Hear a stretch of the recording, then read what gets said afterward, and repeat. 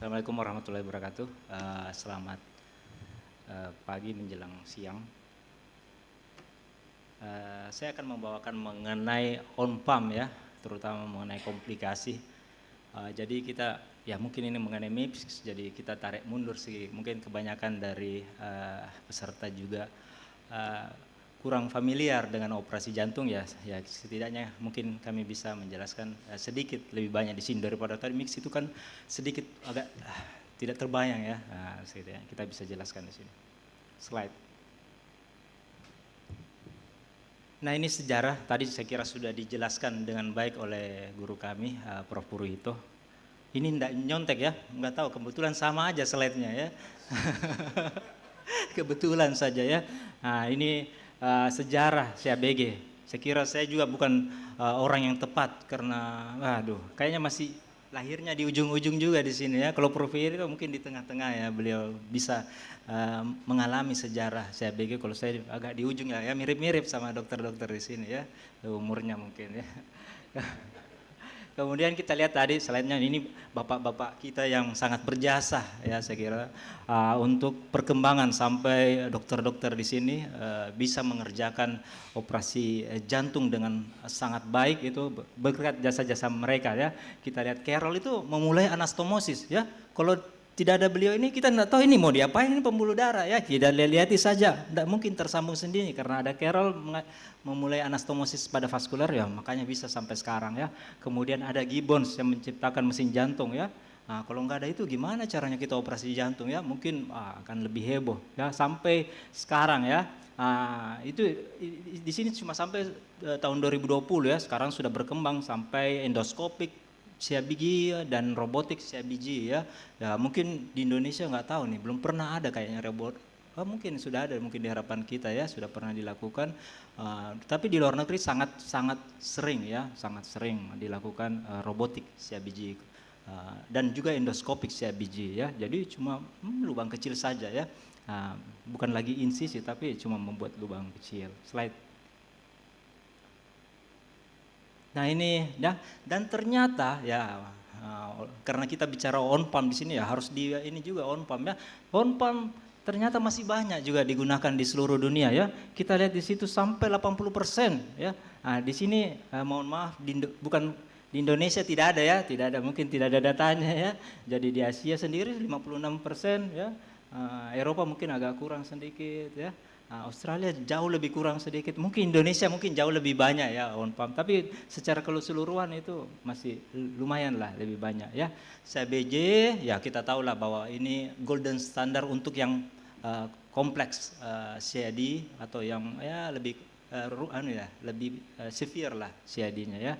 Kemudian ya tadi 80% masih menggunakan CPB.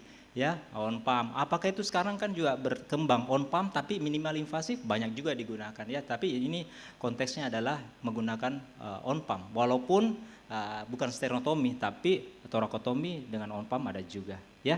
Nah, CPB sendiri ya mungkin teman sejawat mungkin ada sebagian yang masih CPB itu kayak gimana sih atau mesin HLM itu kayak gimana mungkin kita bisa lihat nanti slide.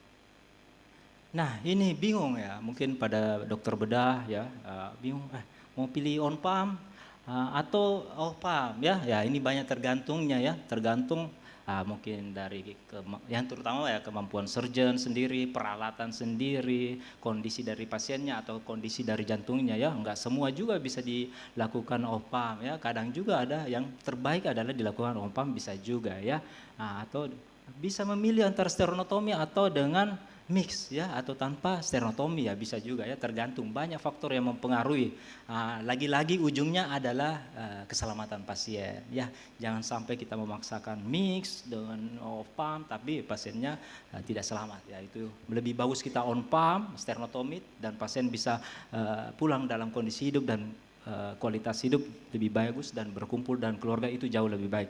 Ya, lebih bagus lagi kalau mix, tapi pasiennya selamat itu juga jauh lebih bagus. Ya, slide.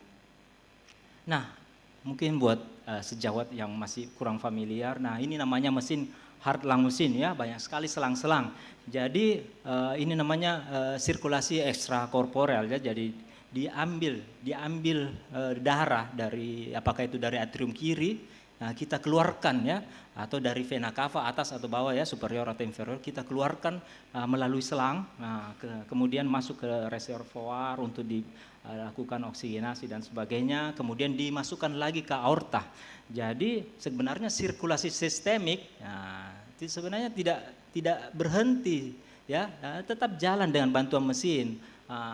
Fungsi paru yang dihentikan juga tidak berhenti, fungsinya digantikan sama mesin. Cuma memang sirkulasi pada jantung, pada arteri koroner memang ya berhenti karena kita mau melakukan operasi pada jantungnya. Tapi selain jantung tetap mendapatkan sirkulasi dengan baik ya. Nah, itu yang di sebelah kiri itu menghentikan jantung ya, dengan melakukan pemberian cairan kardioplegia namanya, untuk menghentikan jantung, itu dikasih es ya. Oke. Kemudian ditunggu sesaat sampai jantungnya itu arrest ya. Oke, slide. Nah, ini sedikit membahas mengenai perbedaannya tadi adalah off pump ya, tidak menggunakan mesin CPB ya, digunakan ya, tadi sudah dijelaskan sama Dr. Rama, saya kira saya tidak usah menjelaskan lebih panjang ya. Slide. Kemudian ini mix, nanti dijelaskan juga sama Prof. Kikuchi atau Dr. Umar ya. Tadinya insisinya itu agak panjang ya, sekarang bisa lebih minimal dan tidak melakukan pemotongan pada sternum ya. Kalau misalnya mixnya aorta mungkin agak ke atas kanan, atau mixnya katup mitral mungkin di torakotomi kiri dan kanan, kemudian atau CAB gitu bisa dilakukan di torakotomi kiri ya. Right. Nah, ini patofisiologi dari CPB. Jadi ada 5 sebenarnya, 5 ya. Jadi ada 5 gangguan pada plasma protein dan ada 5 gangguan pada seluler sistem yang akan membuat ada efek kardinal sebanyak 5 pada 5 sistem organ besar. Apa itu? Slide. Nah, ini karena kita tahu bahwa darah keluar dari pembuluh darah atau jantung masuk ke dalam tubing atau selang yang bukan semestinya ya, sehingga di situ terjadi pengeluaran tisu faktor yang akan mengakibatkan keluarnya 5 dari konteks sistem, yaitu faktor 11, 12 atau kallikrein atau kininogen. Terjadi juga extrinsic pathway, intrinsic pathway, terjadi juga sistem komplement dan sitokin yang akan extrinsic pathway dan intrinsic pathway kan akan menghasilkan trombin. Trombin ini sebenarnya bermuka 2. Satu, dia akan menghasilkan fibrin, kemudian dia juga melakukan fibrinolisis atau mengubah plasmin dari plasminogen jadi plasmin yang akan memicu perdarahan. Kemudian ada 5 dari sistem seluler yang akan terganggu, yaitu neutrofil, monosit, endotelial, platelet dan limfosit, yang akan mengakibatkan 5 efek kardinal, yaitu trombosis, bleeding, kemudian vasodilatasi, capillary leakage, dan rentan terhadap infeksi pada 5 sistem organ, yaitu kardiovaskular, respirasi, renal, neurologi, dan gastrointestinal. Slide. Nah, ini karena adanya ya, tadinya jantungnya berdenyut, nah ini kita hentikan. Tadinya jantungnya suhunya normal, kemudian ya kita turunkan suhunya. Itu kan sebuah perubahan fisiologi ya, perubahan fisiologi yang tidak semestinya ya pada makhluk hidup. Makanya terjadi juga ya konsekuensi ya, misalnya hemodilusi karena darahnya keluar atau ada perdarahan yang lebih banyak, terpaksa harus ditambahkan cairan, makanya terjadi hemodilusi, hemolisis ya. Ada ya, terutama terjadi SIRS ya, inflamasi yang berlebihan.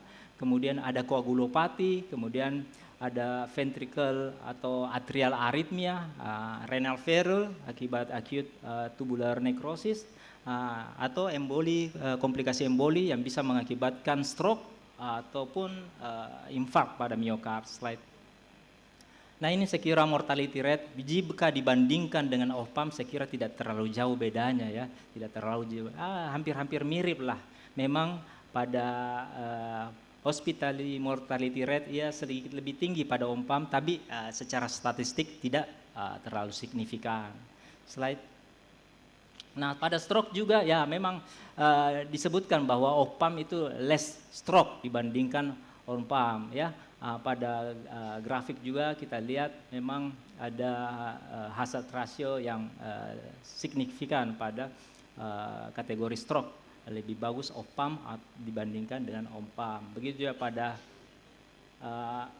forest plot, kita lihat di sini odds rasionya itu mengatakan bahwa lebih bagus off pump dibandingkan on pump. Namun beberapa literatur lainnya juga itu kan kalau misalnya publikasi biasa begitu ada yang pro ada yang kontra, dan banyak juga literatur yang mengatakan bahwa tidak signifikan antara off pump atau on pump dibanding pada stroke atau neurological event. Slide. Begitu juga pada bleeding ya. Bleeding memang off pump dikatakan less transfusi dan less bleeding dibandingkan off pump pada beberapa penelitian. Slide. Nah ini untuk prevensi. Slide. Ya, bagaimana untuk mencegah inflamasi? Saya kira banyak faktor ya, banyak yang bisa dilakukan ya.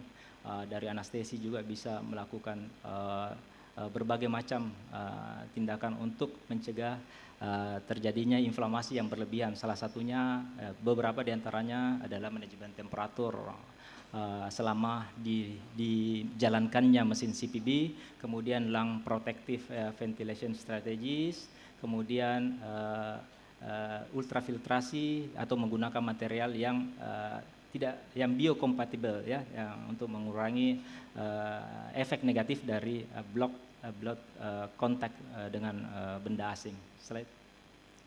Nah ini untuk bleeding, saya kira surgeon di sini semua dokter bedah berusaha semaksimal mungkin untuk mengontrol bleeding ya, mengontrol bleeding, surgical bleeding ya selama operasi ya kita kontrol. Kenapa? Ya untuk kebaikan surgeon sendiri ya. Saya kira tidak ada surgeon yang mau dipanggil tengah malam untuk membuka lagi ya atau redo ya. Jadi memang untuk kebaikan surgeon dan kebaikan pasien juga ya.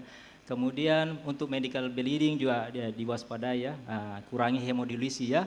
Jadi biasa itu yang banyak siram-siram air itu asisten ya, jangan terlalu banyak siram ya airnya. Jadi kalau misalnya terlalu banyak itu kan disaksen ya, disaksen oleh saksen biru ya, masuk ke sistem ya, sistemik ya, jadinya terlalu encer, jadinya setelah dilakukan CABG HB-nya jadi turun ya karena adanya hemodilusi. Ya, begitu juga hipotermia pasca operasi juga harus dikontrol supaya tidak terjadi bleeding di ICU.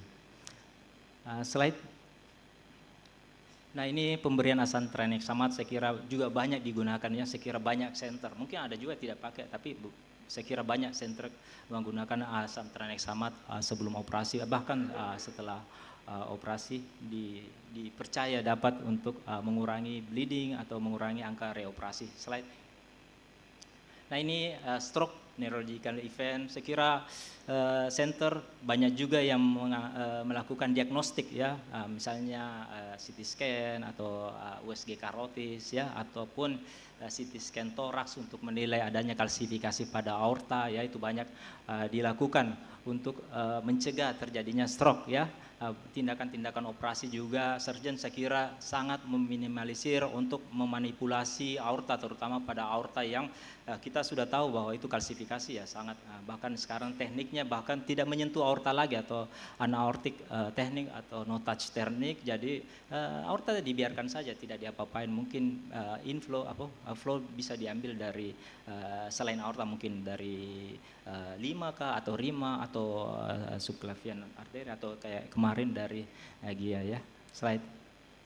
Nah ini conclusionnya ya, jadi ya sekali lagi on pump masih dikatakan berhubungan dengan beberapa komplikasi termasuk bleeding atau reoperasi, tidak stabilnya hemodinamik, aritmia, gangguan paru, ginjal, dan gangguan neurologi. Jadi saya kira dokter bedah juga sudah sangat maksimal untuk melakukan pencegahan supaya meminimal komplikasi, karena ya memang tidak ada dokter bedah yang berharap ada komplikasi, semua pasti berharap bahwa operasinya berjalan lancar dan tidak ada komplikasi yang terjadi baik itu intraop maupun pasca operasi. Dan yang paling penting sebenarnya adalah slide ya, sebelum operasi harus kita berdoa dulu ya, supaya ya tidak ada lagi komplikasi yang terjadi.